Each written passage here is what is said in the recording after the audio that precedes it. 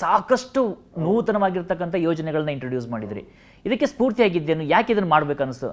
ಇಲ್ಲ ನೋಡಿ, ಈಗ ಗೃಹ ಆರೋಗ್ಯ ನಮ್ಗೆ ಯಾಕೆ ನನಗೆ ಮುಖ್ಯ ಆಯಿತು ಅಂತ ಹೇಳಿದ್ರೆ, ಈ ಒಂದು ಪ್ರಿವೆಂಟಿವ್ ಮೆಡಿಸಿನ್ ಅಂತ ಹೇಳ್ತೀವಿ, ಪ್ರಿವೆಂಟಿವ್ ಹೆಲ್ತ್ ಅಂತ ಹೇಳ್ತೀವಿ. ಗೃಹ ಆರೋಗ್ಯ ಯೋಜನೆ ನಾವು ಏನು ತೊಗೊಂಬಂದಿದ್ದೇವೆ, ಈಗೆಲ್ಲ ಜಿಲ್ಲೆಗಳ ಅನುಷ್ಠಾನ ಆಗ್ತಾ ಉಂಟು ಕಳೆದ 4-5 ತಿಂಗಳಿಂದ.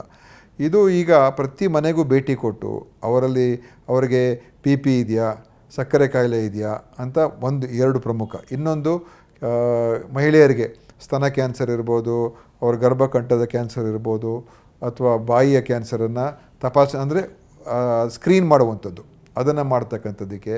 ಆಮೇಲೆ ಅವರ ಈ ಕಿಡ್ನಿ ಡಿಸೀಸ್ ಅಂತ ಹೇಳ್ತೀವಿ, ಕ್ರಾನಿಕ್ ಕಿಡ್ನಿ ಡಿಸೀಸ್, ಅದರಲ್ಲೇ ಲಕ್ಷಣಗಳಿದೆಯಾ ಇಲ್ವಾ, ಫ್ಯಾಟಿ ಲಿವರ್ ಅಂತ ಹೇಳ್ತೀವಿ, ಅದರ ಲಕ್ಷಣಗಳಿದೆಯಾ ಇಲ್ವಾ, ಮತ್ತು ಮಾನಸಿಕ ರೋಗಗಳು ಅದರ ಲಕ್ಷಣಗಳಿದೆಯಾ ಇಲ್ವಾ, ಈ ಥರದ್ದು ಕೆಲವು 14 ಮಾನದಂಡ ತೊಗೊಂಬಂದಿದ್ದೀವಿ.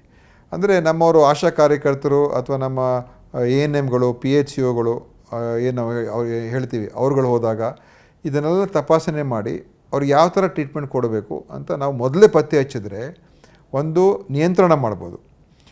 ಅನೇಕ ಜನರಿಗೆ BP ಶುಗರ್ ಇದ್ದರೂ ಕೂಡ ಗೊತ್ತಿದ್ದರೂ ಕೂಡ ಔಷಧಿ ತೊಗೊಳ್ಳೋದಿಲ್ಲ. ನಾವೇನು ನಮ್ಮ ಕಾರ್ಯಕ್ರಮ ಮಾಡಿದ್ವಿ ಅಂತ ಹೇಳಿದ್ರೆ, ಒಂದು ಇದೆಯಾ ಇರುವಂಥ ದೃಢೀಕರಣ, ಆಮೇಲೆ ನಿರಂತರವಾಗಿ ಅವ್ರಿಗೆ ಔಷಧಿ ಕೊಡ್ತೀವಿ, ಅವ್ರ ಜೀವನ ಪರ್ಯಂತ ಅವ್ರಿಗೆ ಉಚಿತವಾಗಿ ಔಷಧಿ ಕೊಡ್ತೀವಿ. ಯಾಕಂದರೆ ಕಂಟ್ರೋಲ್ ಇಟ್ಕೊಂಡ್ರೆ ಮುಂದೆ ಕಿಡ್ನಿ ಸಮಸ್ಯೆ ಬರಲ್ಲ, ಅಂದರೆ ಕಮ್ಮಿ ಆಗ್ತದೆ. ಕಿಡ್ನಿ ಡಯಾಲಿಸಿಸ್ಗೆ ಹೋಗುವಂಥದ್ದು ಇರ್ಬೋದು, ಕ್ಯಾನ್ಸರ್ಗಳಿರ್ಬೋದು, ಹೃದಯಾಘಾತಗಳಿರ್ಬೋದು, ಇದೆಲ್ಲ ಕೂಡ BP ಶುಗರ್ ಕಂಟ್ರೋಲ್ ಮಾಡಿದ್ರೆ ಅರ್ಧ ಕಂಟ್ರೋಲ್ ಮಾಡ್ದಂಗೆ.